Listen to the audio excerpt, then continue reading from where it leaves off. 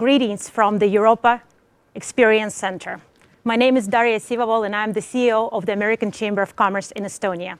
And it is my great pleasure hybrid event that we have organized jointly with the European Commission representation in Estonia. We have an amazing lineup of speakers in the next 2 hours addressing the topic of responsible AI usage from different angles. But before we start, I would like to extend a special thank you to the organizations and partners who have supported us in this event.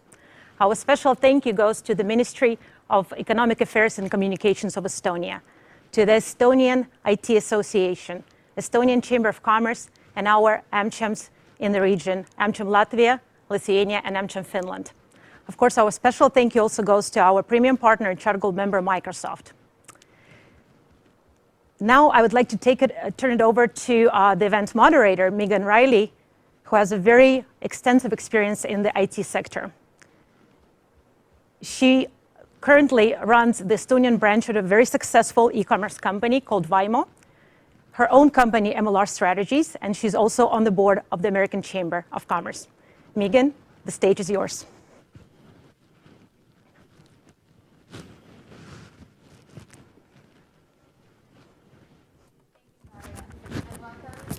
Responsible AI event. Where are we headed with artificial intelligence? Is artificial intelligence an inevitable part of our everyday lives? Are we already there? Are we moving with intention in a particular direction? Or are we racing toward a finish line? AmCham Estonia's aim is always to bring key thought leaders and business leaders to the table for open discussions about the hottest and most controversial topics.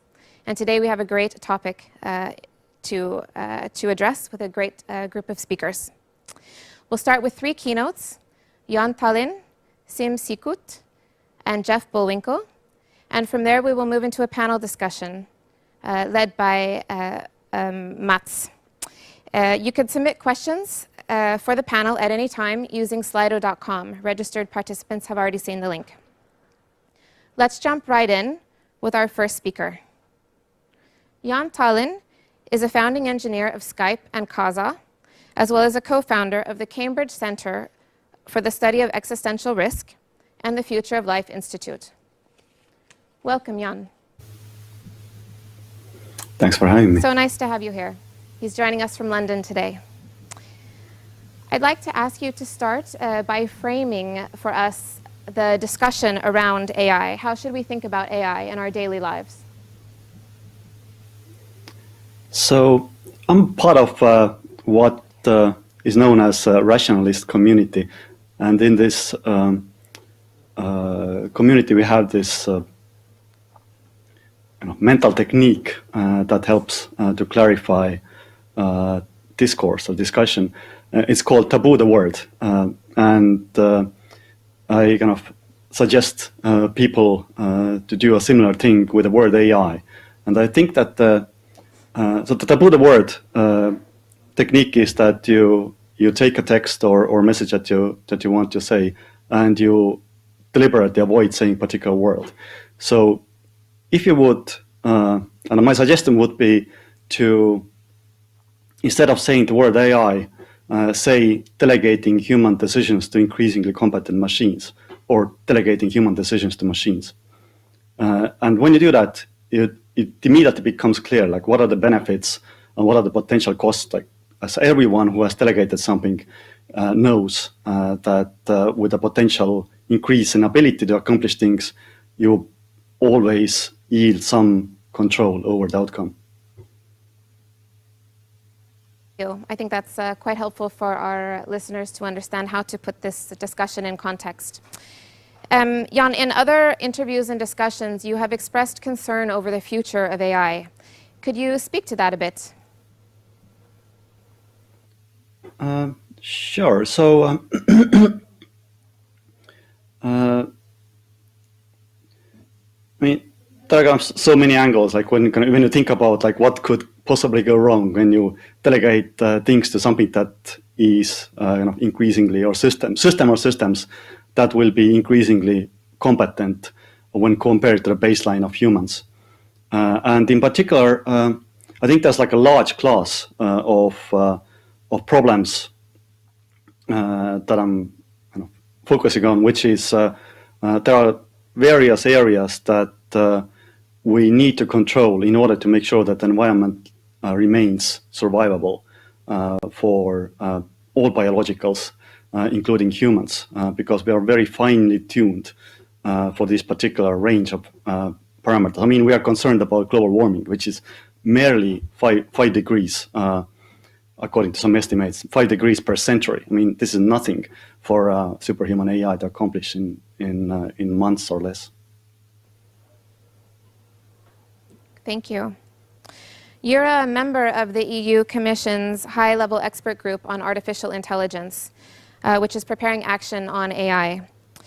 What is your perspective? Are governments doing enough to address the concerns that you're raising, the scenarios you've mentioned, or is there more policy that needs to be made? I'm pretty sure that there are more policies, but I'm not very sure yet, like what are the correct moves. I think that government policies are like very broad interventions, so we should be like fairly confident about what the effects and side effects are. In particular, I think one can kind of divide the community of people who are thinking about the side effects and ethics of AI into kind of two large categories, and they're surprisingly different. And sometimes, unfortunately, they don't get along. They should. I hope they will. The relations will improve over time. So it's like a kind of large community of people who think about the deployment and implications of AI that already exists. So that is like things that were invented, let's say like large language models invented in 2017, and people are thinking about what are the implications of getting those deployed, or face recognition, like invented even earlier, and now it's getting deployed. I think it's very useful to think about, but it's kind of part of the larger technological regulation, regulating new technology.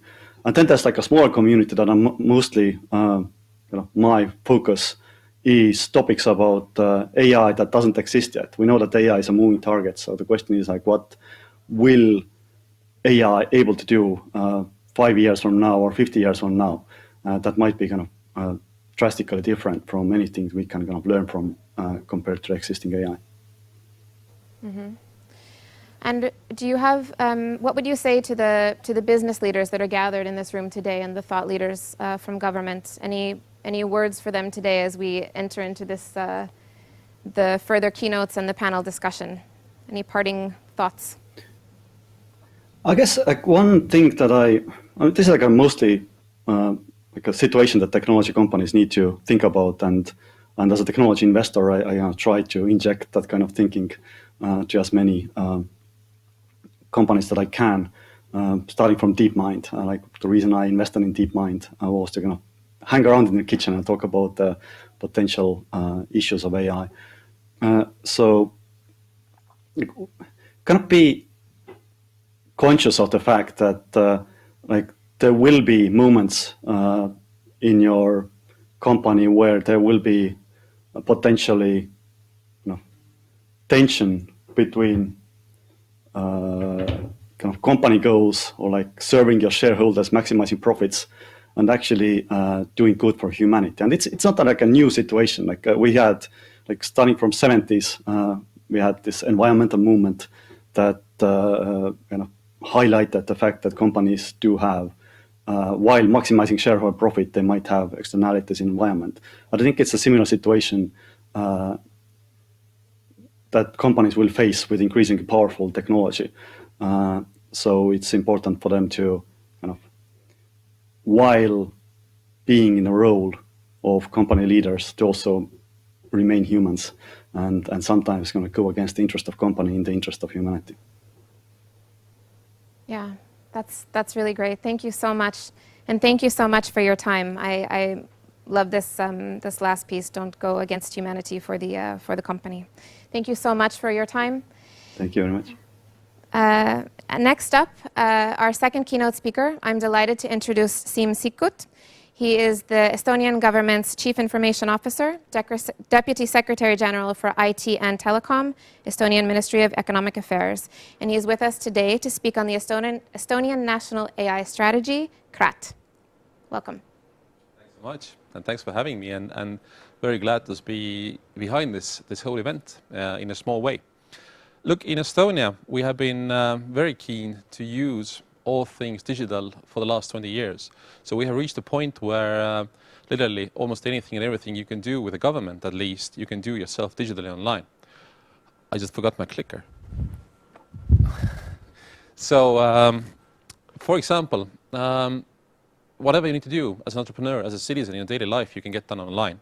And we've been doing it for a few reasons. First of all, because we are so small as a country. And secondly, for the reasons that, look, if you're so small, you have to be as efficient as you can.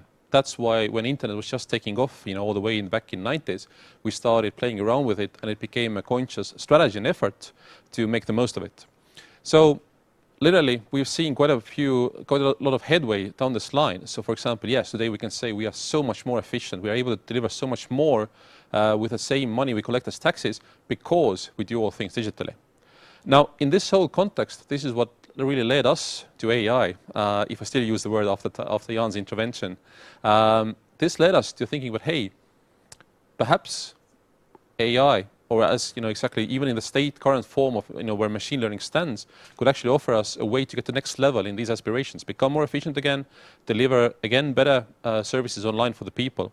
So that's why about 2 years ago we started, or 3 years ago we started work in terms of getting some of the best brains together from Estonia and elsewhere to figure out, but hey, how can we get the ball rolling? Because it didn't start to roll on its own, so we needed a bit of championing and leadership and sort of push to get going. So we brought them together. We had a task force that came up with basically what became then a government-approved national AI strategy, the very first one back in 2019. And the strategy, very shortly put, it focuses on 4 areas. So we've been doing work in 4 areas. The biggest fundamental part is how we employ AI, and even exactly in today's form in the public sector realm. That's exactly to continue the journey of our digital government that I spoke about before. But secondly, we also had activities how to boost the take-up, the deployment of even again today's machine learning solutions in private sector, because there's so much that we could do in terms of productivity in private sector, and in our economy, productivity is the #1 challenge. Third thing is obviously to make all of that happen, we had to start some work and put some dedicated resource into the research as well as the education when it comes to data science, AI on top of that, and so forth. And the foundational element has been that to enable all of this to happen in private sector, public sector, beyond, we need to make sure we have the legal base done. We haven't moved on the last one perhaps as fast as we thought 2 years ago, because also European regulation has been moving forward, but I'll come back to that. So public sector use, private sector use, getting the sort of knowledge and research base done, and getting the legal base done has been essentially the focus of Estonian government effort. And I will perhaps zoom into what I said is the core for our strategy, and perhaps something that differentiates a lot Estonian AI policy as opposed to many other governments around the world. And this is exactly this heavy reliance on making sure that government actually leads the way, is the pathfinder when it comes to applying AI in the wider economic space. So, and this comes really from the context that our government has been a digital leader anyway, so it's the next step. How we managed to get the ball rolling, we set ourselves very concrete aims, literally not just focus on AI or using machines to make decisions in certain areas only, but rather to spread it across the whole public sector as a culture, as a new experiment in a way.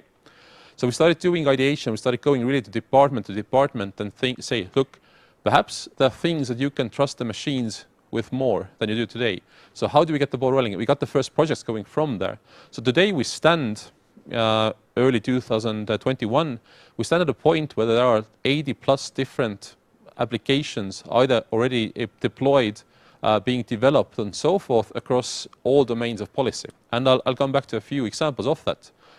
One of the first things we did, for example, and again, simplest things, is training the machines to understand where might the next cyber risk come from. So in Estonia, we use X-Road, which is a data exchange platform. So from this traffic, how can we detect that, where might be the next sort of incident or attack happening? We started deploying we trained machines to understand early on from satellite images how to detect if, for example, a certain plot of land has been, if grass there has been cut or not. Because that's, for example, is a condition of getting a grant from the government to run this land. So previously we had to send human inspectors to just basically travel the country and perhaps they might find someone who's misusing the funds. Now it could be so much more targeted. So instead of blindly sending out people to somehow make sure that grants are being properly used, now the machine tells us, look, go there or there, and you're much more targeted, much more precise, and much more efficient with the public use of money in that particular effort. Another things. Our phones basically can detect what we talk now and immediately make sort of text out of that. So, but even all the way to end of last year, we still had people in our parliament, or we still have people in the courts typing up the proceedings. So now again we are moving to the machines doing that work for us. Chatbots, classic AI thing, right? Or one of the earliest sort of applications of anything machine learning based that many agencies use. We have brought them up from communications and statistics office to all the way when Corona crisis hit last year. Then we had the crisis hotline being helped by essentially a bot called Suve, which then provided basic answers to some of the most common questions about how do I handle this Corona thing.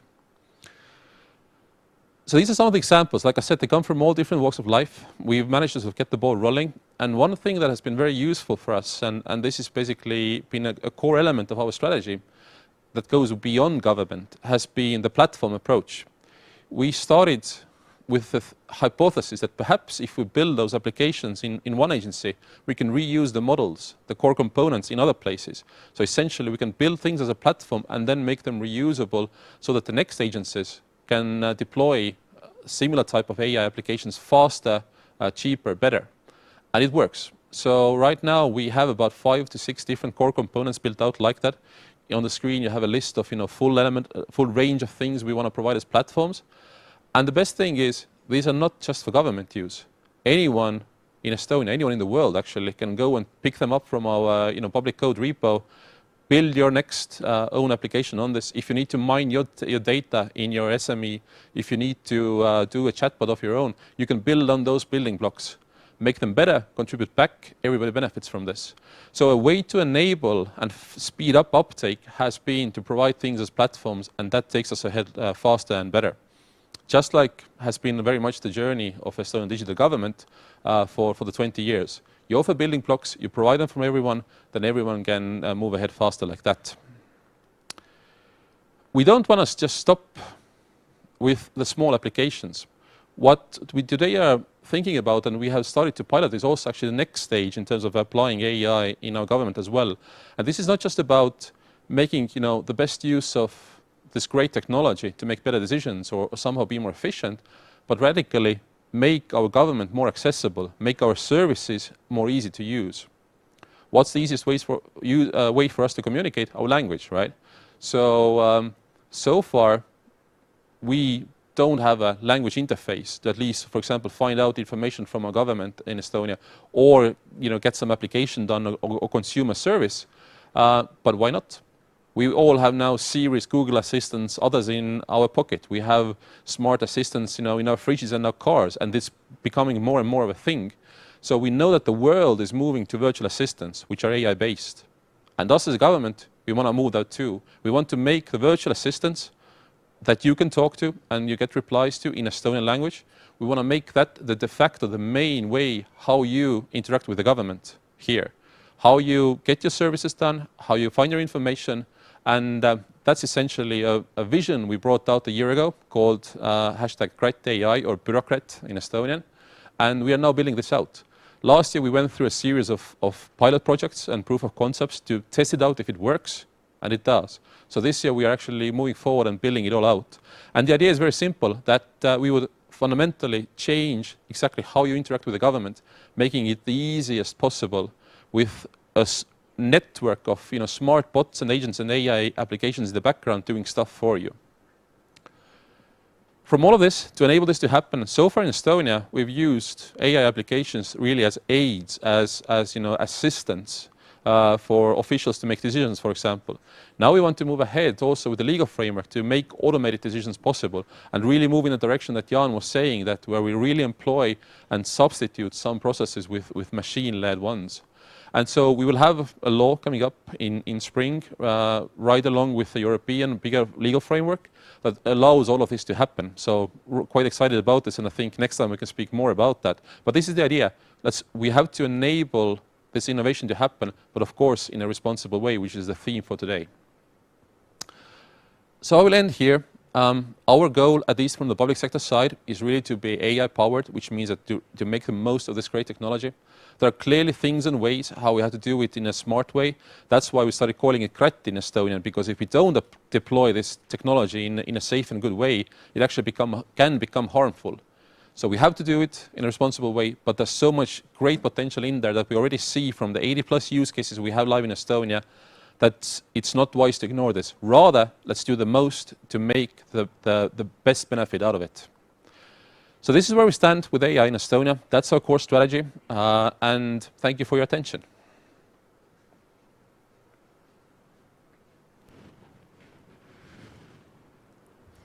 Thank you, Siim, for that update on Estonia's AI strategy. It's always interesting to hear what the Estonian government is working on, as we are such a digitally advanced country. It's very interesting. Thank you.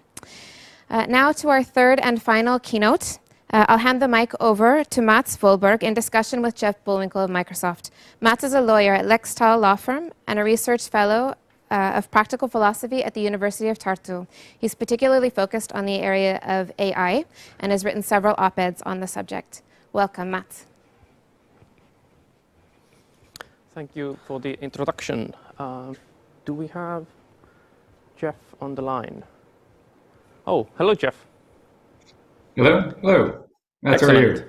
Yeah, we're great. We're great. So it's a pleasure to talk to you about the topic of responsible AI. And I was just thinking that maybe we can start our discussion by you laying out, like, what do you think, or how do you see, what does responsible mean in this context of responsible AI? So maybe you could elaborate on that a little bit. Sure, and it's great to be here. I must say it's a little bit intimidating to be in an audience like this in Estonia, where obviously the country is so advanced in so many ways, as was outlined by Jan, as well as by Siim Sikut. So it's a pleasure to be here. I start by saying and echoing what was said by the previous speakers, that obviously we have a great deal of optimism in relation to where AI is today, where it's going tomorrow. So many advances will be seen in so many fields that will really improve the human condition in fundamental ways. At the same time, though, as long ago, really as 3 years, we put out a book called The Future Computed that emphasized our perspective that we just can't look at this future through what I'll call uncritical eyes. There have been challenges, there will be challenges, I think, as Jan highlighted as well. And you have to bear in mind that people are wondering, as computers are behaving more like human beings, what will the impact be to real people? And ultimately, in this context, we think about the reality that it should be not about what computers can do, but rather what computers should do, because clearly computers will be able to do more and more and more. And fundamentally, it's people who should be making those decisions. And that has to be something done in the context of and guided by ethical principles, to your comment about what responsible AI should even look like. And as you thought about this, it seems clear that the discussion around ethics and codes of practice that we as a society can stay focused on should be ultimately consistent with timeless values and how technology gets delivered and gets developed. At the same time, though, I think that does beg the question: whose values are we talking about? And I think you have to recognize in this context the richness of the world's intellectual diversity, because in fact we have a number of different philosophical traditions in the world, and the truth is that as we develop a global approach to uses of AI, we need to be having these different philosophical traditions somehow meet in some way. We do need to have something of a global conversation, a global consensus about what responsible AI should look like. As a technology company at Microsoft, we think about that as important because ultimately we are having to land on standards for industries that will likely wind up being global in nature, and therefore have to distill somehow the principles from a global conversation that really is grounded in philosophy and ethics. And so as a company, we had some ideas we developed in this area that we first put out about 3.5 years ago, that really are grounded in 6 core principles that we believe are or could be the foundation for responsible AI. And again, we are one company in one sector, not pretending at all to have all of the answers, but we hope it's a useful contribution to this broader discussion, including one that's taking place today in Estonia. And maybe if you don't mind, Mats, I can just outline briefly what our core principles really are. As I mentioned, there are 6 of them. And some really are consistent with what you might think about in the context of other areas of industry and other products beyond technology products. One of them is really all about reliability and safety. I mean, quite clearly, we need to be making sure that we're developing solutions that are both reliable and safe. And that's obviously something common across sectors. A second thing we focus on a great deal, of course, around technology is solutions that are reflecting privacy and security imperatives as well. And sitting here within Europe as we do, the GDPR has effectively set a bar not just for us in Europe, but also, frankly, for the globe. And we reflect all of that in how we think about AI solutions. So those things are quite common, again, across different sectors, and very much with us, I think, for many years. Reliability and safety, privacy and security. A third principle we focus on in AI has to do with fairness. And this really reflects the notion that we're having machines ultimately decide what otherwise human beings might have decided. And in that kind of scenario, how do we make sure that we are, as much as possible, eliminating, reducing, mitigating the risk of either conscious or unconscious bias as those decisions are being taken? So fairness seems quite key as well.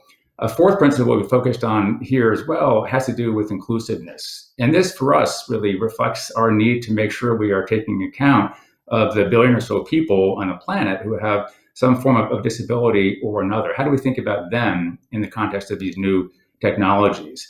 And underlying those 4 principles are, for us, 2 final principles that really are kind of foundational. One of them is around transparency. This is to say, how we are ensuring that AI is explainable, that there's algorithmic transparency, because without transparency, no one will be able to tell if we're being consistent with the other 4 principles I outlined a moment ago. So transparency seems to be quite key to us as well. What data sets are we using? Which ones are we not using, and why or why not? And then finally, our 6th principle we focused on is all about accountability. The idea that AI systems must be accountable to human beings, and human beings developing AI solutions need to be accountable to other human beings as well. So those 6 principles we thought were a useful starting point as we began ourselves thinking hard about how to make sure that as a company we'd be focused on developing responsible AI solutions. And we're pleased to see that some similar ideas have been percolating really across Europe and around the world. But we are really still at the start of this conversation.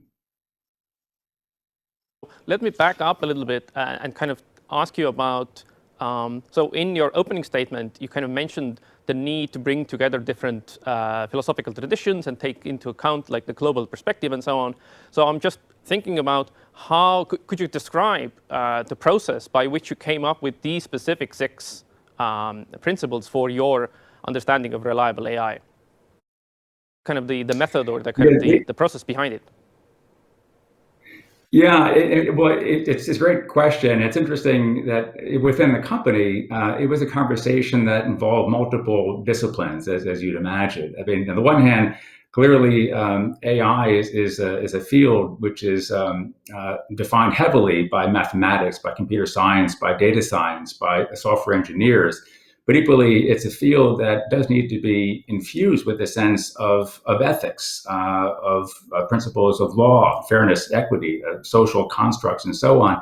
And so as we thought about these principles within the context of the company, a number of different people across different parts of the company came together, each with different kinds of experiences, different types of training, and different levels of expertise, with a view, again, toward trying to think about what principles really are, in fact, somehow universal or universalizable, even thinking about this in relation to the UN Charter, for instance. And so the ones, again, that we talked about, fairness, inclusiveness, safety, of course, privacy, security, transparency, accountability, all of these things we hope resonate broadly, regardless of what philosophical tradition one comes from. And again, this, I think, in some ways reflects an effort to focus on the need for there to be some level of parity between the virtual digital world and the actual human experience. Because, an important reason why human beings operate in the physical world with confidence and trust is because there's sort of broad consensus about what kinds of behaviors are considered to be responsible and acceptable. And in general, that consensus grows out of norms that are implicitly understood and applied consistently just throughout human behavior in everyday life and social interactions, and reinforced, of course, through laws that societies adopt.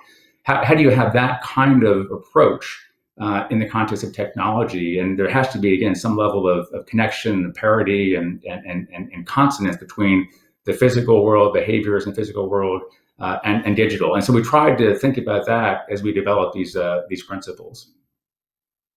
So I have one more question, like more broadly about these principles, and then I would like to move on to specifics. So also, like when you were just now talking about these principles being universalizable, or somehow like finding, inspiration from, for example, the UN Charter and so on.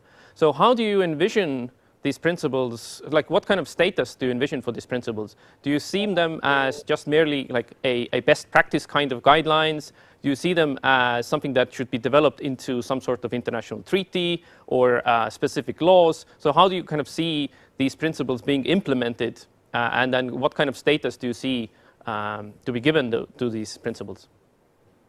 Well, yeah, it's a great question. And the answer probably is all the above in some respects, in terms of principles that would guide our behaviors as a company, but principles as well that would find their way into national, international laws, and even perhaps multilateral instruments that might be elaborated over time. Again, for us, we began recognizing that we have a great responsibility as a company to be developing and then acting in accordance with principles that reflect these kinds of values. And so for us, it's a matter, to some extent, of self-regulation in the absence of laws that have been defined. And again, Seems Cook talked about laws being developed in Estonia, which would be of great importance, of course, moving forward.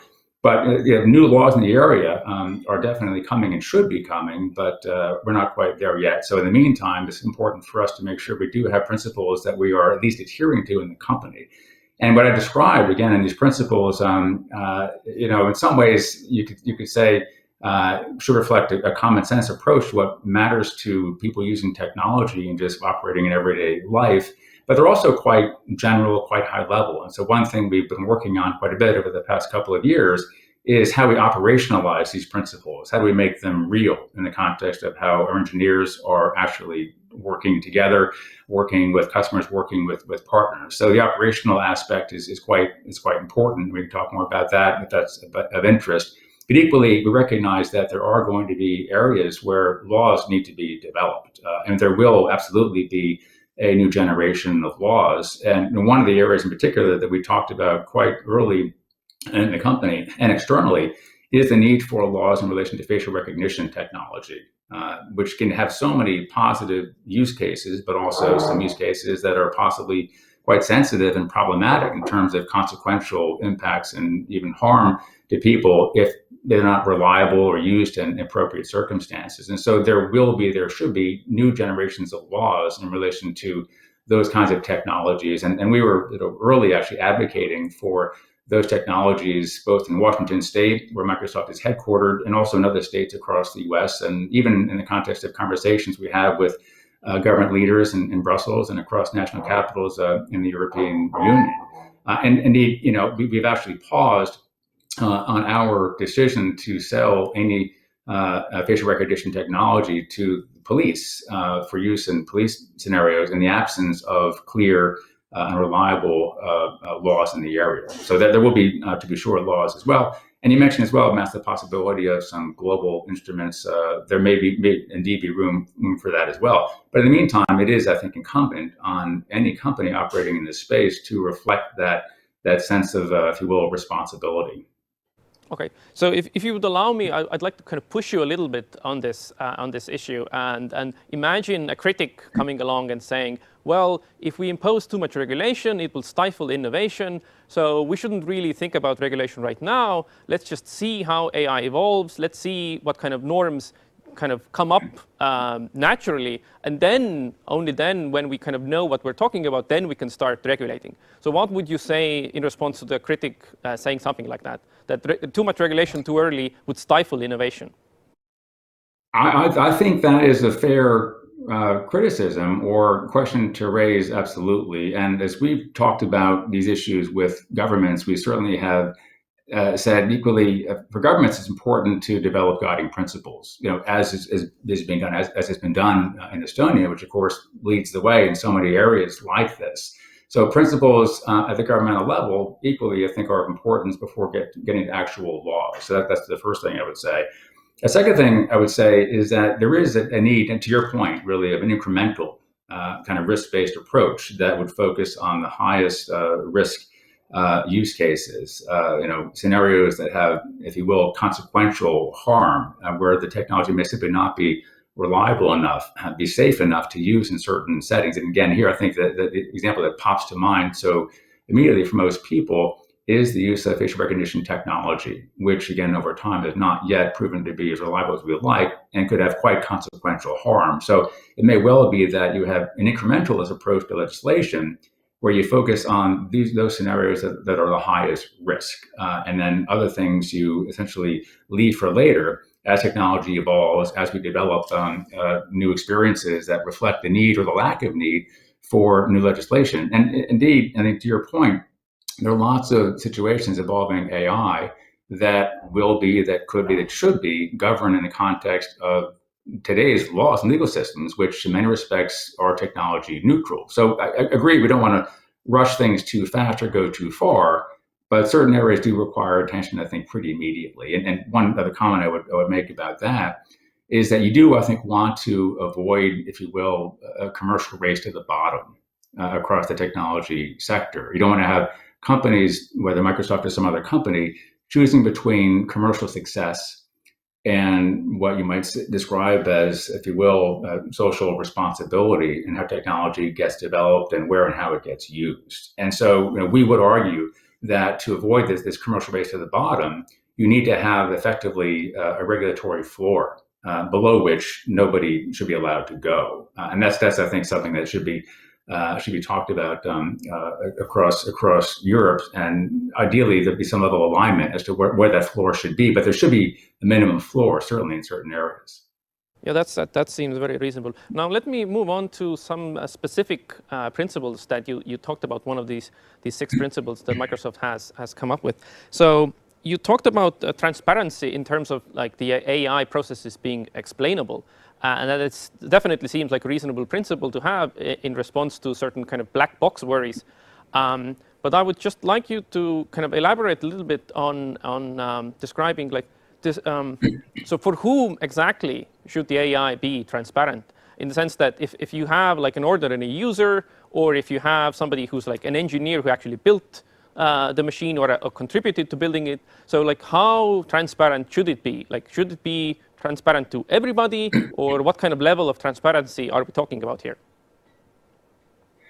Well, at multiple levels, I think I would say, and it's a great question that needs, I think, a detailed answer, more so than I can provide to you, I think, in a meeting like this today. But really, at every level, I would say, and again, this is where I'd emphasize that our principles are, we hope, helpful guideposts for our own teams internally working on these technologies.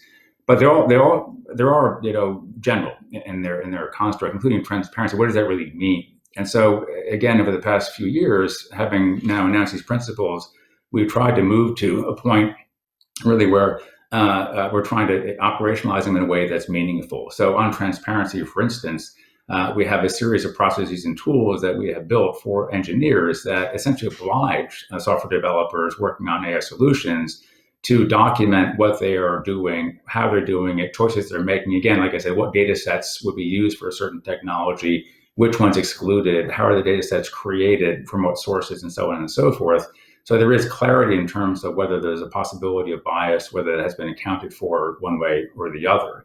But again, how the algorithms operate as well. So we have something approximating explainable AI. That too would be something we are driving for internally as a matter of transparency. But then to your point as well, transparency also is important externally too. And certainly it's important as we work with both partners and customers on AI solutions for people consuming these solutions or deploying these solutions to have transparency as to what's behind the actual solution. And so one thing we've done, for instance, over the past couple of years is develop a series of transparency notes that are meant to be essentially, if you will, something between a highly technical document that only a software engineer might understand and a marketing document that a business decision maker might read and understand. Something in between that that has a lot more detail than just the marketing piece that really would give the user of the service more understanding of how it operates and what the assumptions were that were built into it. Again, what data is being used. And these transparency notes, which we publish, by the way, on the web, we found to be a useful way to increase transparency from the perspective of people who are, again, consuming these services or working with us to develop and deploy these services. Ultimately, though, I think the next level of transparency gets to people who are, if you will, benefiting from these services. So, say the government of Estonia develops additional AI developed services, array of functionality within its own government services.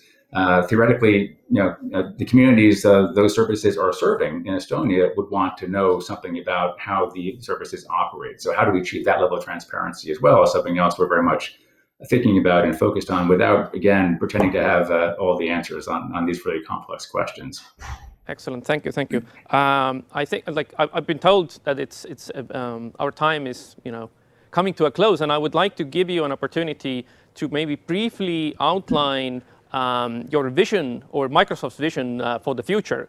Do you have any kind of plans or any kind of vision for how to make sure that these principles, would be put into good use, or would be kind of widespread, or what can we do to make sure that the future would be bright and not ugly? Well, yeah, again, we have a very optimistic view overall of where AI will take us over time, as long as we are working within defined guardrails. So we certainly as a company are committed to these principles you've outlined and to working within them.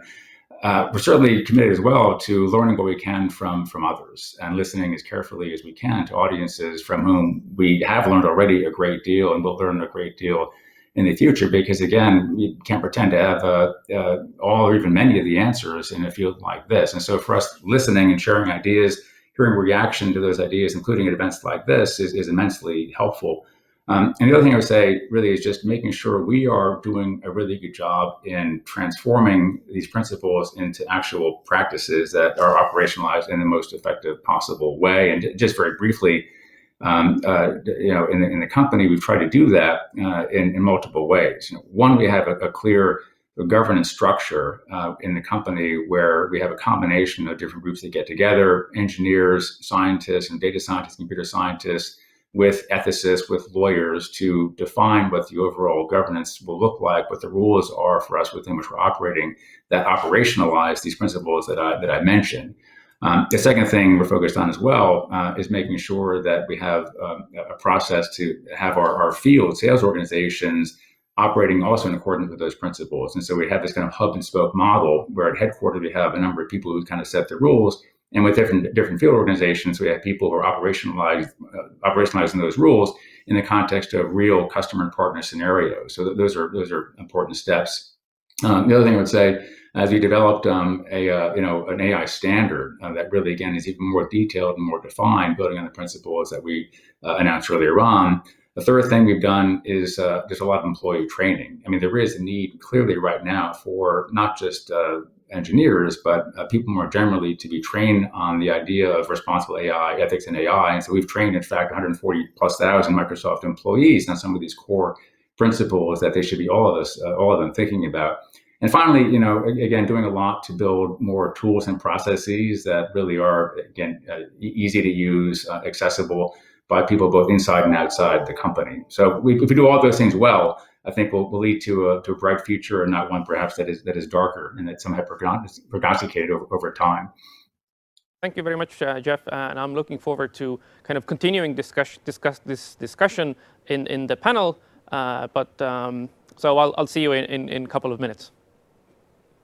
Thanks for the conversation, Mats. Yeah. Okay.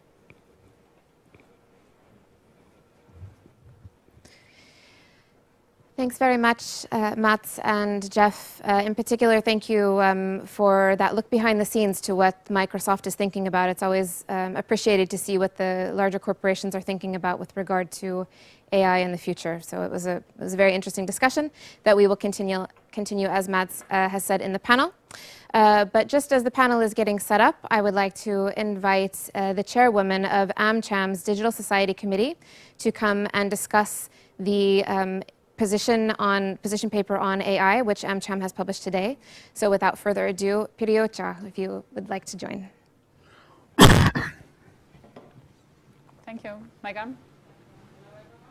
So I'm here today to talk about our Digital Society Committee and AmCham. So what we are doing and who we are actually. So we are around 20 technology companies plus very dedicated law firms and consulting companies. And we are focusing on some of the key topics right now in the era of digitalization. It's, for example, 5G, digital single market in EU, then R&D investments, as well as protection of intellectual property. And of course, the 5G networks, which is a very sort of hot topic right now across the world. And we cannot, of course, live without new developments on the AI scene. So these all are our sort of core topics. And just before this event, we finalized our position paper. And the position paper covers all those topics that I mentioned. I just have to remove this. I'm hearing my own voice. So we finalized the position paper, and we have given this to our panelists, as well as we have sent to our new Estonian government for checking. So what we hope to achieve with our committee is to be sort of communication partner to our Estonian policymakers. And we are sharing within the committee best practices that our companies are sharing, and we hope to help the policymakers in Estonia. So today you all have heard a lot already about AI, but I would like to just sort of give you the key messages that our committee has decided and talked about the AI. And as we have heard, it's like a topic which is continuously developing, so there is no standstill happening. But sort of few key takeaways that we would like to tell today also are that we believe that private-public partnerships in the sphere of AI is extremely important, because as we see from our committee members, the AI systems are already in use, but the public awareness about that is extremely low. And so we hope that when those partnerships get more tightened, then also the public awareness about the AI becomes more and more great. The other topic, of course, concerns the legislation around AI. And as we already heard from Siim, then Estonia has issued its strategy to handle AI. It's called the CRAT report. We also heard from Jeff quite detailed overview of what is happening in the legislation sphere, but I think one of the most important message should be that maybe let's try to not only innovate new legislative framework, but also try to think if the current legislation which we already have could be enabled to work also on AI systems. So we believe that it's a combination of new legislation as well as the existing frameworks that would make the AI to work in humans' benefit in a way. We also think that AI applications are extremely diverse. So if you imagine, like in the medical industry, AI system which can conduct a surgery on human body without actually there being human intervention, and now compare that with an AI tool that helps you to translate languages, then they're very diverse. So we think that when we talk about AI applications, then we should perhaps focus on AI applications which are in the public health sector, which concern maybe human rights and civil rights, also environment, and we also believe that the democratic process is very important to observe, so that we don't develop AI systems that maybe interrupt sort of the working of the society in a way we have not imagined. Like Jeff mentioned, facial recognition technologies.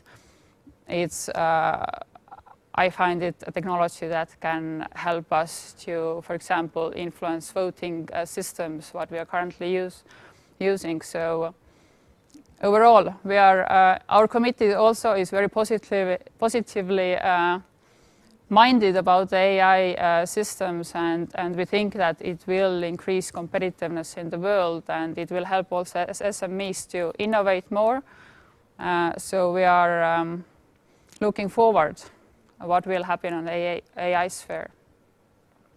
And this is it. So if you feel like you would like to contribute to our committee, if you're running an SME or you are running a big technology company, and you feel that any of the focus topics that I mentioned at the beginning of my presentation speaks to you in a way, then please contact me or contact Tarja at AmCham, and we will find a way to meet you and bring you on board in our committee.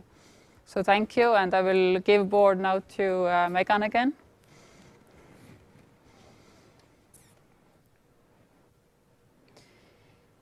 Thank you, Pirjo. As Pirjo has mentioned, the Digital Society Committee is one of the many committees we have at AmCham. It's one of the most active. And if you are interested in participating through your organization, please don't hesitate to reach out to us. Now we will hand it over to Mats, who has assembled the panel in another room for the presentation of the panelists and further discussion around AI.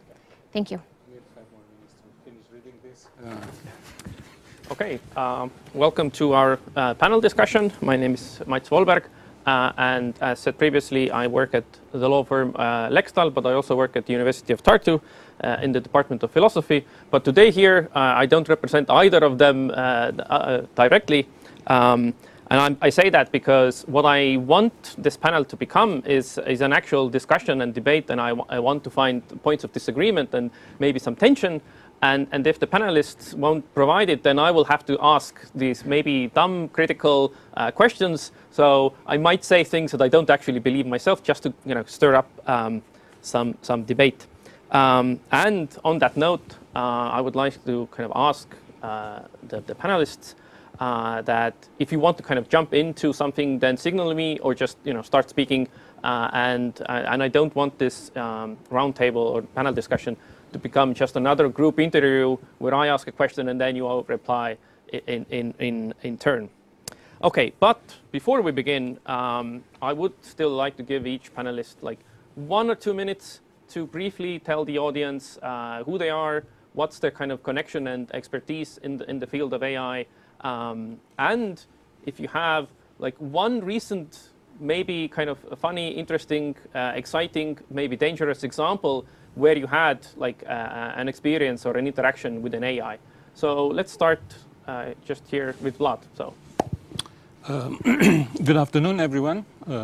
Thank you for having me. I'm Vlad. I'm a director engineer for Clarifai, which is a US company that we moved to Estonia last year. We built a platform for computer vision, natural language processing, AI in general, an enterprise-level platform that gives our customers insights in the images, videos, and text. Funny thing, let me think. Well, actually, part of my history in the previous life, I work on Cortana. I work for Microsoft in Cortana, which is, one of these assistants. Obviously, I'm not Estonian. I'm still learning the Estonian name, so I would definitely need some help, AI help, to my pronunciation. So, apologies if I mispronounce your names. So. Excellent. Please. Hello, I'm Mart Norma. I'm Science and Development Director of Milrem Robotics and Professor of Space and Defense Technologies at University of Tartu. And Milrem Robotics is a company developing robotic solutions for complicated environments. And environments like off-road navigation, for example, are really so complicated that these navigation solutions, for example, can't be really solved with traditional methods. So intelligent functions are part of this technology, and I'm happy to see that our engineers are creating more and more of them. But they are still at the level that would not put mankind at risk, something that Jan Tallinn is talking about. We are taking baby steps. Thank you. Oleg? Oleg Shvakovsky is my name. I'm representing a company named Nortal. It's by far the biggest Estonian IT and consultancy company here.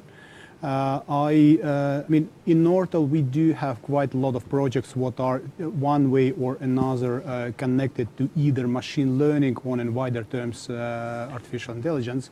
Some of them are obviously classified, some of them are more open. We do have some projects in Industrial 4.0, for example, asset performance management type of exercise, what we are resolving. We do have some projects in healthcare, quite interesting ones. I mean, the touch points with AI, they are on every step, obviously. I mean, it's absolutely understandable. So I'm not a professor, but I'm a PhD student, and just recent PhD student. And for example, one of the topics just recent, I mean, literally kind of a few days ago, I've read an extremely interesting bunch of papers on using the concept mapping and analyzing of the concept mapping for assessing the knowledge of students. So it's, I mean, it's AI based actually, because I mean, there's quite a quite unlinear decision tree there, and it's quite AI based. So quite interesting topic. Yeah. So I have the luxury that I already was on stage, but still the government CIO for Estonia.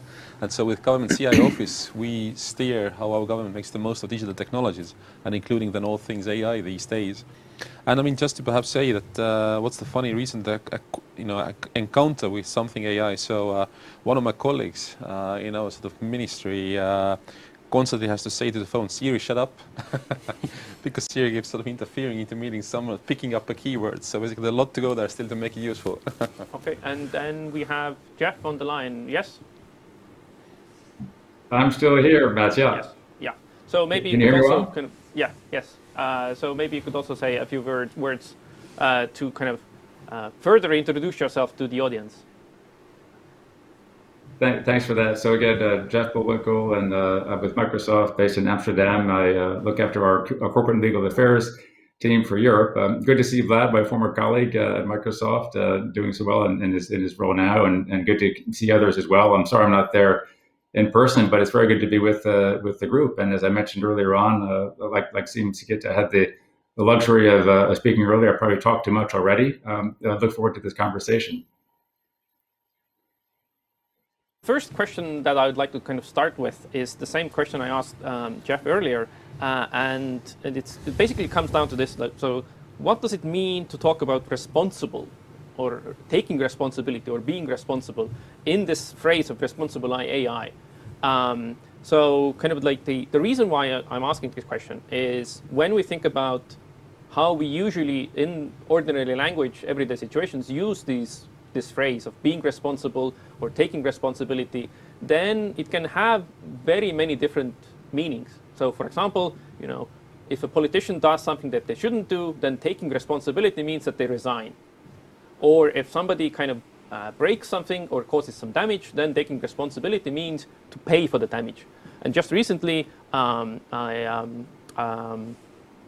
was having a beer, and then the sign on the beer bottle said, "Drink responsibly," meaning implying probably that you shouldn't drink too much, right? So being responsible in different situations can mean different things. And I would really like to know how you contextualize or how you understand this responsibility within the context of AI, because, you know, an AI can't resign, right?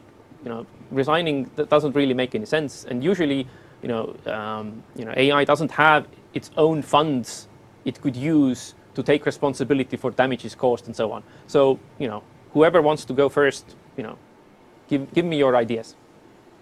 Well, I could start. I would divide this question into two categories. And one part of the AI is that we have around us, more or less, today. This is pretty stupid AI, with very quite limited focus, maybe very capable, but limited focus. And in such a case, as was mentioned before, we can consider this as a tool. But as it was said before, that in case of tool, we don't blame the tool, but we blame the user. So I would widen it a little bit. The same way as with regular tools nowadays, it's not only the user, it depends what happens. It might be also the manufacturer who did something wrong during the process of developing the system. But this is maybe the next decades. But after that, we will have a different world, potentially. Something, again, what Jan Tallinn is talking about. And then we should start comparing AI-based systems more like to children who are growing up. And then we understand that up to some stage, you can't blame the child. Mm-hmm. You have to, the parents are responsible. Even the child is self-thinking system. But from some point, they are ready to take their responsibility. In case of human beings, it's at the age of 18 or something like that. But in case of AI, we really don't know when this will happen or if it ever will happen. Any other thoughts? Yes. Well, I think it's the topic is an extremely important, no doubts here. I mean, let's make no illusions. I mean, the AI. At the stage where we are right now. So it's not only our by far the biggest opportunity what human being faced so far, but it's the single biggest threat. That's what I truly believe. I mean, it's bigger than nuclear weapon. It's bigger than climate change, whatever else. I mean, so it's single biggest threat what we are facing right now. And the key question here, when we are talking about the responsible, and just kind of repeating what you have said. I mean, so we are enjoying the benefits of AI as long as our goals are aligned. So as long as the goals of what AI is doing is aligned with goals of human being, we are enjoying that. The AI is already in self-learning stage, but still luckily we, humans, are designing that. And I mean, that's an extremely important question, that we are taking responsibility and what exactly we are designing. Well, I mean, I clearly, given what we do and what the stage we're at least in student government, I come from this first category that Mart was sort of so eloquently lining out. Look, we stay very pragmatic, very down to earth with the current applications. And I mean, if you asked about, let's say, what's the sort of responsible AI meaning, then for us, it's still exactly any tool like any other digital device, any other digital service application, whatever we use, right, for that matter, for the time being at least. Meaning that whatever we do, and as a government, we are especially used to this, we have to be fair all the time. In whatever decision, whatever tool we employ, we have to always watch out that we don't, misuse the trust of people, that we, protect privacy, human rights, and so on. So for us, actually, moving into AI space is no new game. It's something we've had to do on a digital front all the time anyway. Except now, of course, the technical complexity is a bit different, but fundamentally the principles and stuff is very much the same. I agree there with Sim. I think we have a tool and it's growing, but at the same time, I think we've been somehow before in terms of privacy and security. We all built these tools in the past. It is true that now this tool that we have is much more complex, and I think if we continue build the trust, because I think everyone starts using the tools once they trust them, I think that is going to help to move the things forward as a business, as AI in general, because trust is the basis of everything. And another side I wanted to mention is it's a very smart tool, actually. And I think we can turn the things around, and I understand people are concerned, but we can turn the things around, and this tool, it can start learning from itself, right? It can actually help us, right, to remove some biases. So there are some positive things. They are still in early stages, but we can build on top of those, strengths that these tools they come with. Okay, I mean, I really like this kind of analogy with a tool and the kind of relation to previous tools that we have discovered, and I definitely want to talk about kind of historical examples. But right now, I'd like to kind of pick up on what Mart was saying about, using this metaphor of parents as being partly responsible for their children. And this is maybe more a question to those people who actually work in the private sector, who have, you have your company, but you have individual engineers working on a project. So suppose we all agree that the creator or the parent of the AI program or the AI application is partly responsible, then how far down should that responsibility go? Does it stop with the company who put out the product, or should we say no, we go down to the individual engineer who typed that particular line of code? So what's your views on that?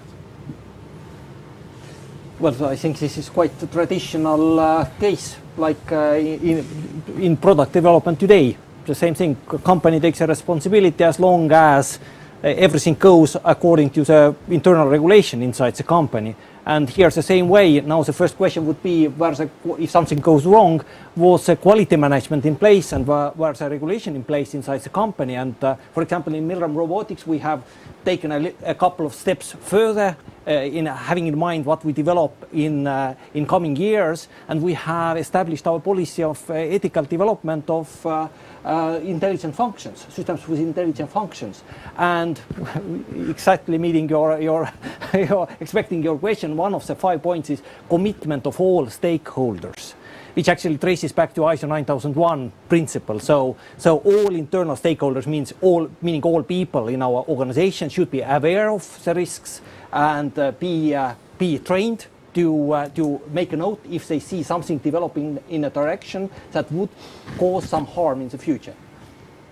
Can I build on that, Matt? Sure. Go So ahead. just comment from a distance.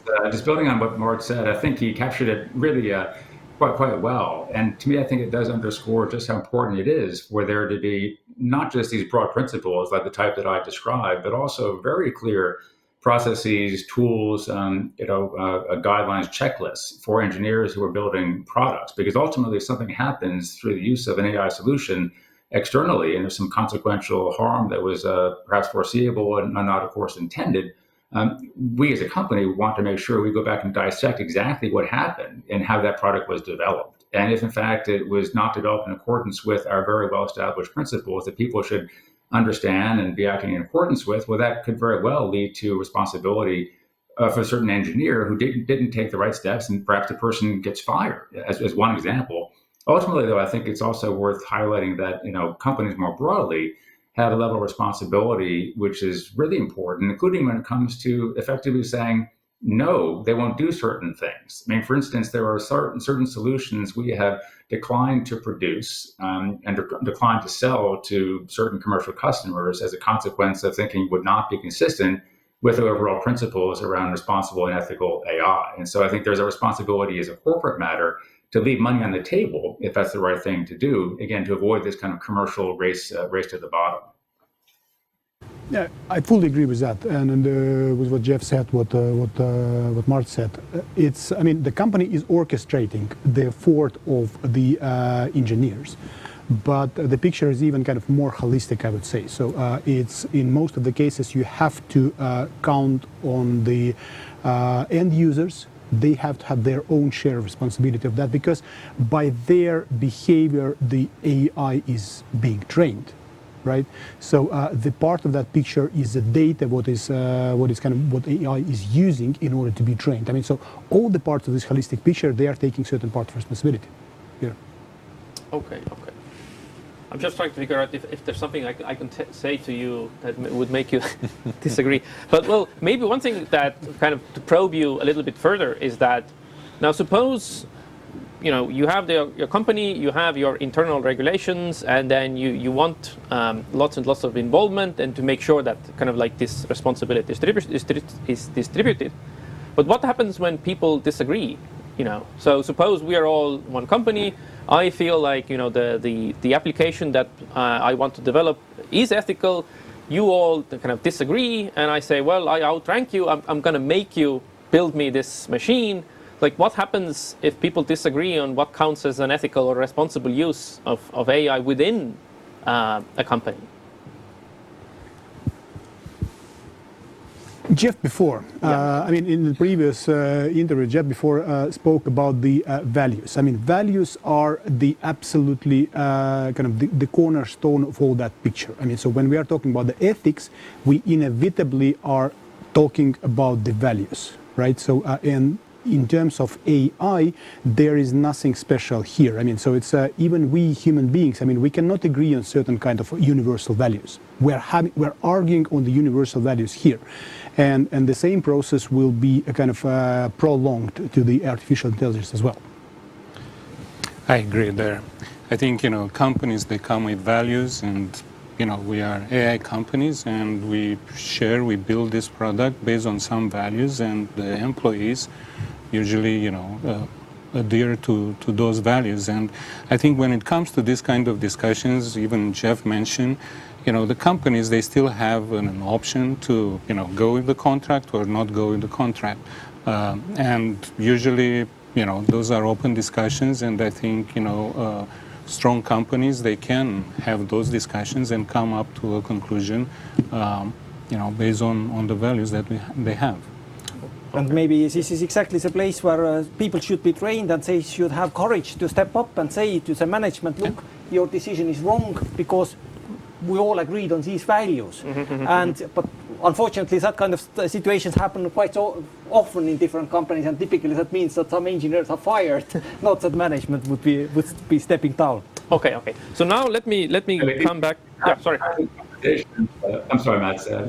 Do take place. As you say, it may well be the case that there is a solution that is proposed. And there are some people who think this is something we have to do because this is a way that we can use technology to solve a really complex and important problem that needs to be solved. And yet there could be some very complex ethical dimension to it that has other people in the company disagreeing and saying it's too early.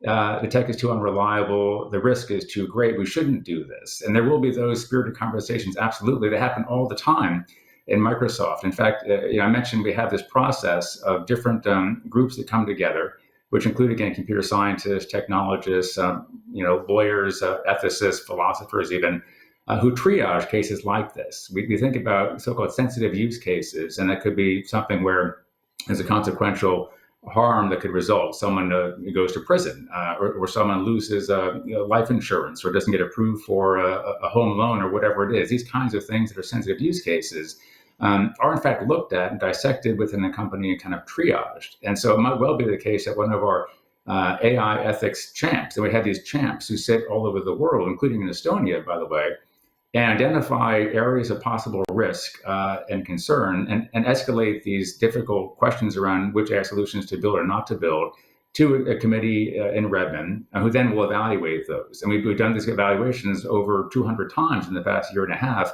And ultimately, we hope we get to the right outcome. But there is a process that leads to that outcome that is a very balanced perspective, although sometimes, again, there's no clear right or wrong answer. Just can jump in this. Obviously, in a way, we're talking about sort of the whole universe sort of at once, right? It's one thing if you're a startup company with 5 folks, starting from a sort of co-working space or garage. The other thing, if you're Microsoft or government of Estonia, or whatever, right, which is complete, massive, different scale of things. So where exactly you have to pretty much go in. You have to have certain protocols down. You have to write things up more essentially like that, right? If you're 5 guys, it all just comes down to really still the values. And you guys arguing through those values and sort of have to have the same sort of breadth. And so that's why what it comes down to. That's why, to me at least, and in our sort of national strategy as well, somehow having this sort of wider outreach to get sort of basically this thinking between the ears of as many people as we can is so important, right? At least so, that you think about, what I do has consequences, and not just with AI, but including with AI. Maybe I'll add just one more moment here, if you don't mind. I think that one of the if we are talking about the responsible AI, then I think it's an extremely important that we are from the very beginning designing the systems what are not able to change the values. Values are one of the major cornerstones of all that construction.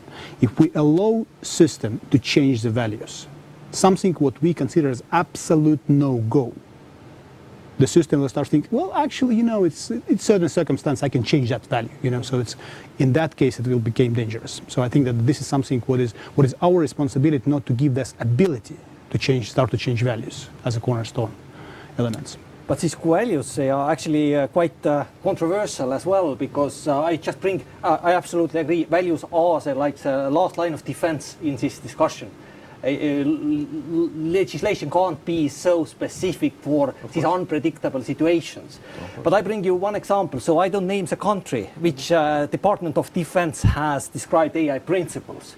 And if I'm reading these AI principles, I would say these principles would allow to develop AI killing everybody in the world. No conflict with these principles, because it says that it has to be balanced, gender equality and so on, but killing everybody, perfectly okay. So just in contrast with, for example, the policy of development systems with intelligent functions at Milram, we put very clearly UN goals for sustainable development as part of our value. To show that our products should try to make the world a better place. And I think at least in IT community, this is something that definitely young people want to have in the values of the company in order to join, because they want to make the world a better place. And this is one of the reasons why I do believe that this is the single biggest threat right now what exists. Because if we are starting to create something what is autonomous, and making autonomous decision on choosing the target, then this is a bloody threatful thing. Yeah. Now, that's something that I wanted to pick up on, because it seems to me that this age of kind of AI development is somewhat similar to the Industrial Revolution in the 19th century, where you had one kind of society. There was a kind of a certain kind of leap in technology that allowed the society to transform into completely something different, and more or less raise the quality of life across the society. But it had some really bad long-term consequences, because it probably contributed a lot to the current climate situation that we have right now. So I'm asking you to speculate. What do you think would have happened if people in the start of the 19th century would have really, really seriously considered, a responsible industrial revolution? Would we then have had the same kind of development? Would we have had the same kind of benefits, or not? For them, that was also a great, great opportunity, but it also, posed a lot of threats, right?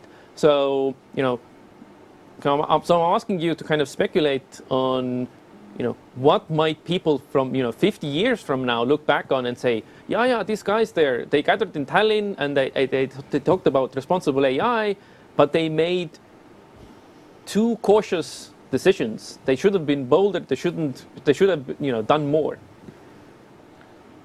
Ideas.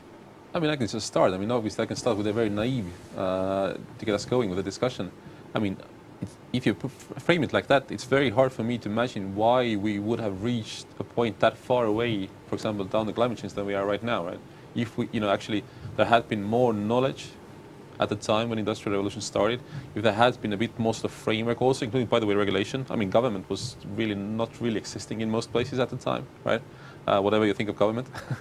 So my point being that, look, if all those conditions had been the same as we have today, obviously the journey would have been quite different. And in that sense, far more responsible as well, right? Because today we're at a quite very different stage where we think about these issues. We know so much more about the consequences. We can sort of, there's so much more knowledge and collaboration and framework to build on, basically. It was very much a Wild West. Well, I could say that the people are not ideal. Ideal people could have built communism, and we know that it was not possible. So we don't foresee what future will come. So if we hope that we make absolutely correct prediction for the next 100 years to come, then for sure we will be in big trouble. So it's much more safe to assume that we don't know what's coming. So we try our best right now, and we adapt. So the key here is adaptivity. So we adapt to the better understanding of the situation, and probably this is what has happened with this technical industrial revolution as well. Jeff, do you have any input on this issue? It's such a good question, really, and I agree with the comments made just a moment ago. And as I think you framed it right, and in terms of what's happened in the past. And people often say that the history may not repeat itself, but it often rhymes. And what is past perhaps is somehow prologue. And so I think quite right, as was just said, we should study the future as is being done now and think about those lessons as they might be applied in the context of this new world of AI. And looking back to the Industrial Revolution and the combustion engine, for instance, a number of things were foreseeable. Some of those things ultimately were very, very positive in all kinds of ways, and other things less positive. Jobs were disrupted. The horse and carriage gave way, of course, to automobiles, and a lot of horses, lost their jobs, but a lot of people got great jobs in terms of those who were involved in, building cars and repairing cars, and all of that had a very positive effect in terms of the overall economy, while people couldn't quite foresee the ultimate consequences in terms of climate change. But there are definitely some lessons from that period of time that are worth reflecting on, I think, today. And one of them certainly has to do with thinking very hard about the kinds of jobs that may be disrupted, and thinking about the shared responsibility that all of us have across industry, government, civil society, academia, to make adjustments now in a way that makes sure that people have the right skills for the future, and disruptions are somehow minimized or mitigated by steps that we take to create employability and the right skills for people to have in the world of the future. And you can think about the kinds of jobs that may not just be affected, but even go away with AI when you think about what AI is good at. Computers are getting very, very good at listening to language, for instance, at analyzing data, analyzing images in a way that might reduce the need for certain kinds of jobs, while making people working in those jobs also more effective through intelligent technology. How do we make sure that we are thinking about what jobs, again, may be affected, might go away, and creating the right skills for people to develop, to have the jobs of the future? And there's been a huge focus on that, of course, within Estonia, and more generally within the Baltic Digital Development Skills Initiative. And those kinds of things are, I think, things that we can do together across different sectors to prepare not just for today, but really for tomorrow as well. No, Siim, you wanted to jump in first. Perhaps I'm taking the discussion a bit different direction, but I was just thinking about one thing that connects perhaps different streams of our discussion now. And I'm throwing in a very big argument in a way, but look, compared to where we stood, perhaps at the beginning of Industrial Revolution, I would argue that still actually today there's way more convergence still on values than there was, for example, even at the time when the whole industrialization started. And that's been really coming from exactly the whole human rights discussion, at least. So, when we talk about, let's say, for example, the effect of AI and so forth, a lot of it is driven really from this perspective that, we have to make sure we don't do harm to people. What does it mean? Well, there you have at least some sort of body of common understanding, not universal, but more than there ever was before. Yeah, I'm absolutely convinced that the Industrial Revolution, in a sense, brought much more advantages than disadvantages. The balance is positive right now. At the same time, the current situation is different. So it's never before human beings have not created something what is self-learning and self-developing. So it's first time in our history. Never before it happened before. Just for the sake of clarity, I'm absolutely sure that if we will be doing that right, then AI will bring enormous advantages. Curing of diseases, fighting with climate changes. It will bring enormous advantages for us. We just have to take whatever it takes to keep it under control. That's only my take. Now, just to follow up that, I'd like to kind of pose the same question I asked Jeff earlier about this kind of, a critic's worry that regulation would stifle innovation. So that, Oleg, you just now said, we have to do whatever it takes to keep it under control. But then I'm sure we would find examples from the past where, conceivably people could have said the same, and and if that had been done, we wouldn't, have cars or whatever, because people were too afraid that something might go wrong. We have to regulate that. So what's your kind of response to that worry that regulation might stifle innovation? Personally, I'm not worried. I think, both public and private sectors, they work together on this, and I think it goes back to the values. We share the same values, and we understand the potential of this technology and how we can use it in a better way or in good ways. Regulation is always going to be there because they're going to help us, with the responsibility, creating like a more clear responsibility about the actions. For sure, always they're going to be, a lust in some situations.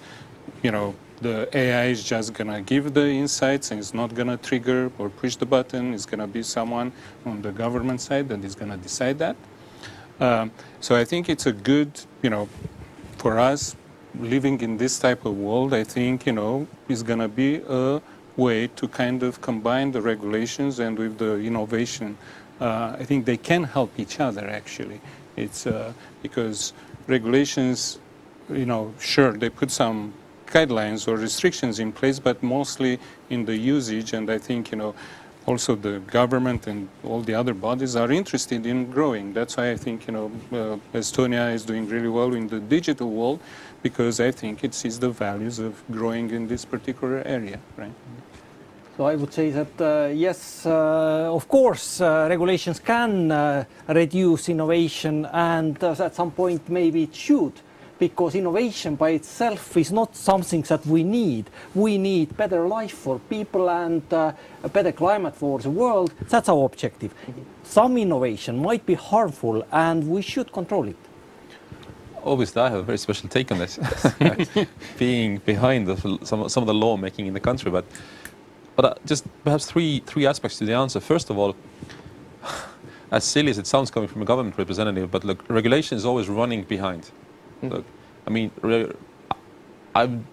to think about an example where regulation actually has been forward-looking and moved to somewhere where there already wasn't friction between what was happening in real life, exactly, for example, to protect people.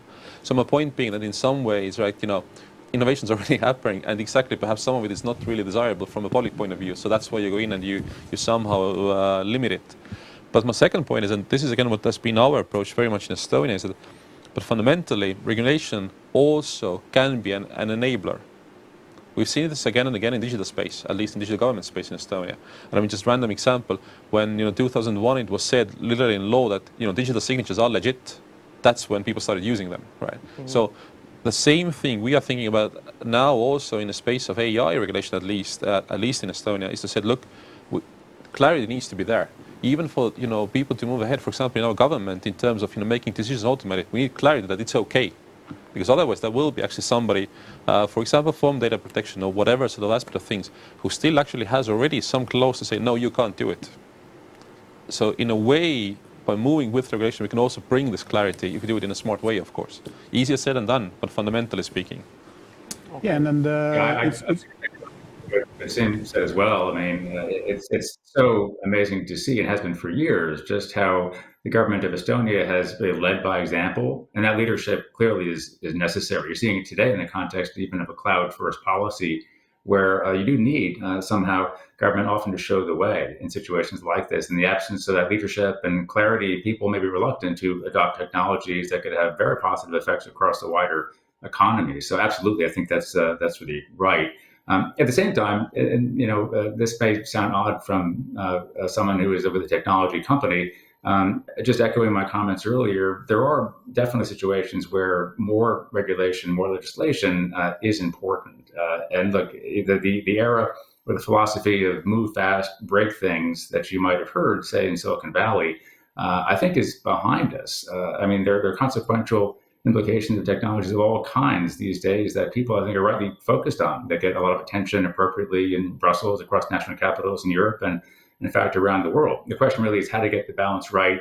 And again, to Siim's point, how to make sure that we're developing frameworks and laws that are durable, that some are technology neutral, that will be lasting over time, as opposed to trying to focus on a particular technology that's happening today when the laws can't keep pace with technology development. That is for sure.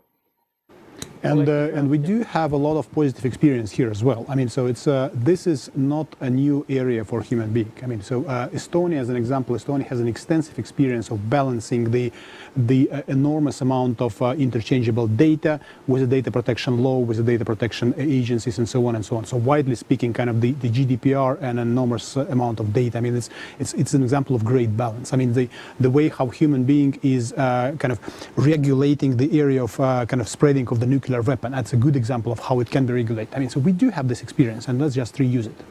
Okay, so we're basically at the halfway point, and I'd like to use this opportunity to mention some of the questions that have come in from our audience. And as Jeff is our representative of a very large international company, I'd like you to start reply first to this question. And the question that came in from the audience is. The audience member asked the panelists to compare the EU approach to kind of AI regulations and kind of the ideas about responsible AI to the kind of the approach of both China on one hand and United States on the other. So, Jeff, what's your kind of take on this, comparing the EU approach to regulation on AI compared to China and the US? It's interesting. This is, I think, one of those areas where there's an intersection between different philosophical traditions, where East meets West, where Confucius meets Socrates, perhaps. But frankly speaking, I would say that the EU is a place that has shown tremendous leadership, not just across Europe, but around the world. And I think GDPR, as I've mentioned, is a very good example of that. I mean, as a company, for some years now, back as long ago as, 2005 or 2006, we've been advocating for a unified privacy law in the United States. And that was not forthcoming, and hard to imagine how it happens in the course of today. And so the GDPR, when that came out, was for us a very welcome development, precisely because it lays out clarity of what the unified principles should look like that are applicable across different markets. And we quite quickly embraced it as something that we would apply and adhere to, not just across Europe, but indeed around the world. And so that kind of global standard, I think, is emerging from the EU. And I think we'll see similar kinds of things happening as we watch the development of the Digital Markets Act, the Digital Services Act, where you're going to have leadership from the European Union reflecting European values that, for us, are very consistent with the kinds of values and principles we try to articulate within our own development to responsible AI. And of course, you're seeing as well other countries adopting similar approaches. I mean, the California privacy law, for instance, is not at all dissimilar from GDPR. In many ways, was inspired by it. On the other hand, you're seeing again a real different approach in China, and it's not clear really that the approach being taken in China is going to resonate as effectively within Europe or elsewhere in the world as what you're seeing already, say in the form of the GDPR. And so I think in many respects, even though some had felt that the GDPR could be a hindrance to AI, I think in many ways it could be an opportunity for Europe to really lead by example and define the standards again for the rest of the world.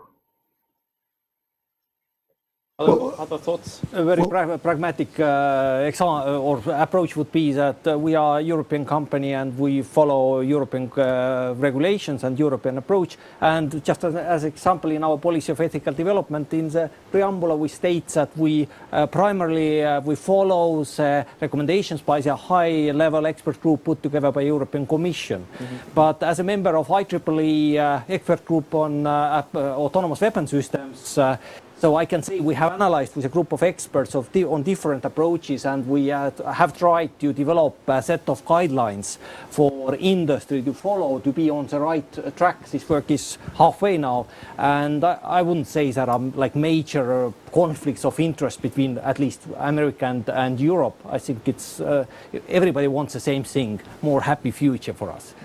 Well, I think Siim has much more to say, and he's much more competent on that particular topic. I mean, I don't know so much about the Chinese approach here, so just don't know the details here. But comparing the European and the US approach, I mean, US as an example of a little bit more liberal approach, and Europe is regulating a little bit more. So I like the European one a bit more.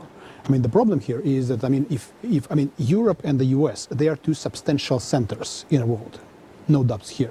I mean, so if there is kind of two castles, and one castle is built out of stone and another is built out of glass, then they are not equal, you know, so they are not in equal position. So, I mean, it should be unified, the approach overall. That's my thing, but Siim has more to say.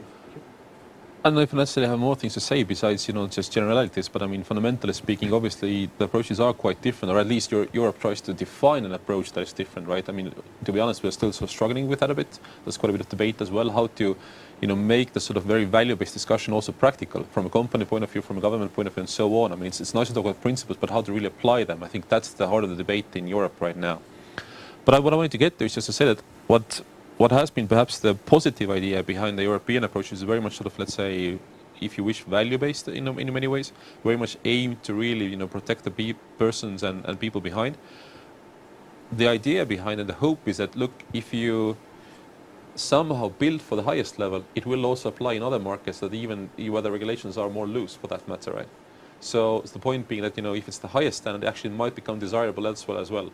It's a bit of long shot for that matter because competition will be hard for others who don't meet up the same criteria, but at least from sort of consumer point of view, that's the idealistic hope, right? Any additional thoughts from?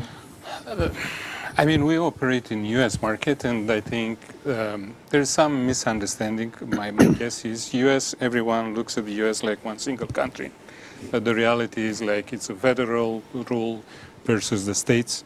And I think Jeff mentioned, I think California has different rules, laws. Washington State, I think they voted as well new laws. So I think when it comes to look of U.S., you really have to be specific about it's a federal contract or it's something in a specific state. But I think in the end of the day, I think both Europe and U.S. for many reasons, you know, they kind of not necessarily fully align, but I think the value is going to be the same. It just comes down to, you know, probably some of the details. So, but US is big. There are many rooms there. I could add a comment because Milrem Robotics is mostly a defense company. And in defense, we have to compare all the time possible risk assessments. We are NATO, so we think about who could be potential adversaries for NATO. And let's say some common denominator for these countries is that their democracy is not so strong as in NATO countries. And now the question is comparison between in defense between the countries with a high level of democracy and more dictatorship. And in a country without democracy, they are not bound by democracy. They can decide on whatever robots they send on the battlefield. While in the more democratic regions in NATO, we definitely can't allow that. We have to follow the democratic regulations. We have to follow the public opinion and so on and so on. And I would, and this is important because on using AI in defense systems, they definitely have to be used in a very controlled and responsible way, not to give them the red button to push, for sure. But at the same time, if we think about all potential functions of AI in the defense, there are some functions which are absolutely clearly legal and ethical today, like bringing wounded soldiers out of the battlefield. And on the other hand, are some functions which are so absolutely illegal and bad, everybody understands, like pointing a weapon system in just women and children in civilian clothes and killing them all. But in between, there is a gray zone. And I would say that countries which are less democratic, their interest is to maintain this grey zone as long as possible. Dispute going on endlessly all the time in democratic countries, because that stops our development, but not their development. Okay. And that's why our interest in NATO countries, in Europe, in America, definitely Is to would make be it- to reduce yeah. the grey zone, and companies don't need to push it towards anywhere. But we would like to have this agreement. What can we legitimately do? Okay, excellent. So we had also another question that came in from the audience, which had two parts, but I think I'd like only to concentrate on one part, and that was question about like how do you see the kind of development of AI within, like, let's say next 5 to 7 years has an impact on education. So thinking about education, it can be like primary school, secondary school, high school, university, what have you. But like, how do you see, or what kind of impact do you see within the next, let's say, 5 years by AI to education? Well, I can start with two things at least. I mean, one is a sort of hopeful note. I'm hoping that finally a lot of people will wake up and say, look, children need skills that actually will last for the future, like, being able to not just, work with stuff, but actually devise stuff. So here I'm always talking about that, everybody should have a chance to really sort of, learn digital competence as much as they can throughout, of course, different disciplines. So we had this debate even in Estonia, should it be part of the core curriculum? It still isn't. It should be, of course. But that's my side of the story. The other point, just like in any other area, obviously there's so much we could be doing in education with data to basically make education much more personalized and thus effective. And I mean, obviously, so that even applies to machine learning to basically for these sort of cases, right, where we can basically guide the students better, already will unlock so much more in terms of the potential for those kids in the future. So that's some of the stuff that, for example, Estonian education agencies are trying to build up in the next stage. Basically tracking, your learning, and through that, with help machines, offering you better advice and guidance for the next stages. Okay. Any other thoughts? I agree. I agree in the sense that I think there are two aspects. It's like one is the skills of the students, and as a father, as a parent, is like I have this question as well. And going back to maybe one of your previous questions with like Industrial Revolution, I'm still debating if there is a set of skills that sunsets, and maybe the students, they have to learn a new set of skills. I don't have an answer. Literally, it's a personal question, and I don't have an answer for that. But we might be in that situation where we're 100 years ago. I think I also agree on the second one. I think the AI can, help the students, maybe personalizing the classes and, get out of the students more than, maybe the standard ways that we have today in education give them. So that's what I think about education. 5-7 years, I don't know. I'm looking for my kids to graduate. It's, Might still be time. Yeah. Well, it's quite clear that AI will be playing increasing role in education. So AI, as of today, is still missing certain substantial, I would say, dimensions. What are clearly missing for educational system, like AI don't have an intuition. AI don't have say emotions and emotional intelligence, right? So AI, I would say the dimension of ethics is still kind of unknown for AI. At the same time, we do see that, in some of the directions, like intuition, for example, we already see some breakthroughs. Jan Tallinn mentioned that, he's one of the investors of DeepMind, right? So DeepMind's, as one example, DeepMind's, one of the the programs, what they are doing, the systems they are doing, system was playing Go as a game. So, all the decision tree, what is built around that's an analog of intuition. Because, in all this decision tree, they are making probabilistic kind of decisions within it. And this is kind of analog of intuition, what is already kind of starting to be immanent part of the something what we are naming kind of AI. So meaning that, these gaps what are still missing for AI to be even more successful. It's already successful right now, but to be even more successful in education, we're closing these gaps more and more. I'm sorry to cut you off, but we don't have much time left, and I would really like to give each panelist like an opportunity to make kind of a closing statement in the sense that, you know, like take 2 minutes each to make sure that that one message that you would like our audience to have like a takeaway, that would, you know, you could really kind of put it out there. So why don't we start with Jeff? So what would be your takeaway message that you would want the audience to kind of really take home from today?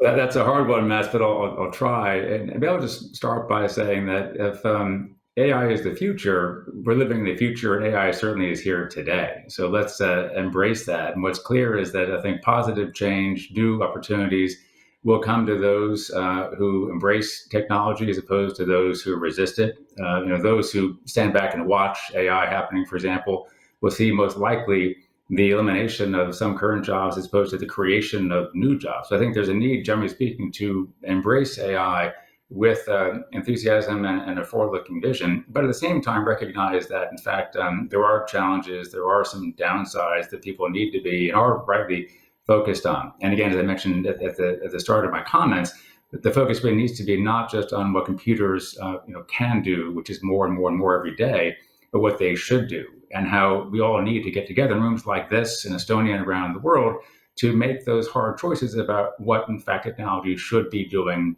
and we govern in a way so it becomes, again, a force for good, and building on, again, Oleg's comments about the possible downside risk. And there are quite a few things that can be done, just getting back to the last comment on education, to make sure that we are getting both our students ready for the future, but also getting our teachers ready to help prepare students for the future. So quite a lot that is happening. It's exciting. We're very glad to be part of conversations like this, and we look forward to a bright future, absolutely, in terms of AI. Okay, why don't we start with Siim? So what would be your main takeaway message from today? At the end of the day, there are, I think, two things that I would leave us with. First of all is to say that obviously it's very hard to bundle a lot of things together under one slogan, AI, right? I mean, so as we've spoken about here today, there's like some very narrow, specific stuff that is currently exists, is very useful, doesn't really do any harm at all the way to, you know, Terminator fantasies, right? And I mean, it's a range of things, and first of all, the other future is not even here yet, or we'll see if it will happen. So my point being that in these sort of discussions, if we take them to practical level, in terms of, you know, how do we use something AI in government, how do we employ it in private sector, in our companies, it has to be, like, for the lack of a better word, like a risk-based discussion. We have to practically look at this. Okay, so look, is it what we're talking about? Is it actually something that is risky or not? If it is, we have to treat it one way. If it's not, then basically let's go ahead and employ it, right? So it's the same sort of tool-based approach that we can't basically gut everything with, you know, one sort of approach or, you know, one size fits all sort of stuff, right? We have to somehow make it a bit case by case like that as well. We have to think about what is it that we're using and then how we use it. My other point, perhaps I'm sorry, I can't give you the time to talk about the other points. Otherwise, the other people won't have enough time. Fair enough. Well, I mean, it's let's make no mistake. I mean, AI is an extremely mightful lever what we are having right now to deal with the problems what we are facing. I mean, like curing of diseases, like developing of new medicines, being much more efficient and using less energy, and so on and so on and so on. So it's the only and the major question here is that how we can design it so that, I mean, our values are aligned, our goals are aligned, so that it's indeed kind of lever what we are using, not something what using us as a lever. And I would like to pick up from your point. So, children, don't write on your Facebook wall anything nasty about AI, because during your lifetime you might be seeing AI being an equal citizen around us, and then you would be very much embarrassed. Or from the danger point of view, let's welcome AI development as an equal partner of humankind in the future. Let's not try to force it into some inconvenient frame from which it would like to break free violently. Now, to continue the idea, I think AI is here to stay, and we should embrace it. And I think, you know, what Oleg said always goes down to the values. As long as we hold the values and we are responsible, I think the future is bright. We have the tools, we have the minds, we have the values, I think, and we should continue pushing and create a better world. Yeah, I mean, and I would just say that, as always, there is never enough time to discuss all of the topics that you would want to. So I can only say that there's plenty of resources out there. Just go out there and just Google it, and you can find all sorts of interesting things. And now, according to the timeline, we are going back to the main room. So I thank you again to the panelists and Jeff on the screen for this interesting discussion. So back to the main room. It's okay. Thank you very much. And that wraps up our discussion for today. Many, many thanks to all of the panelists and speakers for your participation in this very interesting topic. It's obviously a hot topic, and we're sure to revisit it in the future. We want to thank all of our event partners, the European Commission represented in Estonia, Microsoft, ITL, CODA, and the Ministry of Economic Affairs and Communications. AmCham stands ready to continue this discussion and debate in the future, as well as other interesting topics. Please don't hesitate to reach out to us for more information. And in the meantime, finally, the full recording of this event will soon be available on the American Chamber of Commerce in Estonia website, as well as the European Commission Representation channel. Thank you very much again, and have a great afternoon.